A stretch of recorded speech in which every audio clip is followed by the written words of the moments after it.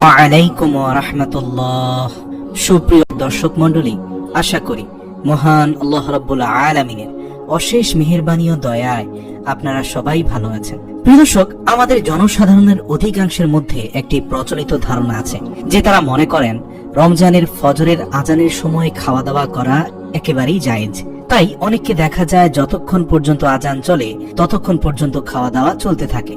যখন আজান শুরু হয় তখন খাওয়া দাওয়া আরো বেশি বৃদ্ধি পেয়ে যায়। কেউ পানি পান করে, কেউ চা পান করতে থাকে, কেউ ধূমপান করতে থাকে, কেউ তাড়াহুড়া করে পান চাবাতে থাকে। অনেক সময় দেখা যায় তখন দূরের মসজিদে আজান শুরু হয়েছে, কিন্তু আমাদের এলাকার মসজিদে আজান হয়নি, তাই দ্রুত খাওয়া দাওয়া করে নেয়। এভাবে আজান চলাকালীন অবস্থায় খাওয়া দাওয়া করার কারণে রোজা নষ্ট হয়ে যায়। এর কারণ হলো সেহরির শেষ সময় হয়ে থাকে ফজর শুরু হওয়ার আগ পর্যন্ত। যখনই ফজরের ওয়াক্ত শুরু হয়ে যায় সাথে সাথে সেহরির সময় শেষ হয়ে যায়। আর ফজরের আজান দেওয়া হয় ফজরের ওয়াক্ত হওয়ার পর। ফজর ওয়াক্ত হবার আগে যদি কেউ ফজরের নামাজের আজান দেয় তাহলে সেই আজান শুদ্ধ হবে না। সুতরাং বোঝা গেল যখন মুয়াজ্জিন ফজরের আজান দিচ্ছেন তখন ফজরের ওয়াক্ত শুরু হয়ে গিয়েছে। আর ফজরের ওয়াক্ত শুরু হয়ে যাবার অর্থ হলো সেহরি করার সুযোগ আর বাকি থাকে না। সুতরাং কেউ আজান চলাকালীন সময় সেহরি খেলে বা কোন রকম কিছু খাওয়া দাওয়া করলে মূলত শরিয়া আইনের বিরুদ্ধাচরণ করলো। এখন কেউ যদি না জেনে ইতিপূর্বে করে থাকেন, নিঃসন্দেহে আল্লাহ ক্ষমাশীল, কিন্তু জেনে শুনে এমনটি করা উচিত না। মূলত যখন ফজরের ওয়াক্ত অর্থাৎ সেহরি খাওয়ার ওয়াক্ত বাকি নেই এমন সময় কিছু গ্রহণ করলে তার রোজা ভঙ্গ হয়ে যায়। এটি একটি সহজ মাসআলা। যখন আজান হয় তখন মূলত ফজর আর জোহরের সময় রোজাদার কিছু খাওয়ার দ্বারা তার রোজা ভঙ্গ হয়ে যায়। এখন কেউ যদি পূর্বে কোনো কারণে ভুলবশত আজান চলা অবস্থায় কিছু খেয়ে থাকেন তাহলে তার সেই ভুলের জন্য আল্লাহর কাছে ক্ষমা চাইতে হবে। আপনি চাইলে রোজা কাজা করে নিতে পারেন। সুতরাং আজ থেকে যারা জানতে পেরেছেন আপনারা ঘরের কোনো নির্ভরযোগ্য রোজার সেহরির সময়সূচি রাখবেন।